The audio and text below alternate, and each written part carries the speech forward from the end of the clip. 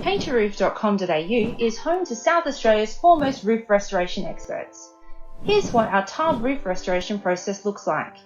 We begin by replacing any broken and missing tiles. Then comes one of the most important steps, pressure cleaning the roof. It removes most of the old faded coating as well as mould and grime sticking to the tiles. The gutters and downpipes are also cleaned. Next, we repoint the ridge caps using weather-resistant ridge capping mortar. Now it's time for the 3 layers of coating. First, we apply the primer coat. This seals and strengthens the tiles as well as being the key for good adhesion. Next, the first and then the second layer of the top coats are applied. We take care to use premium quality coatings that are thick, durable and come with UV stabilizers and mold inhibitors. After a final inspection, your roof is ready and your house looks its best.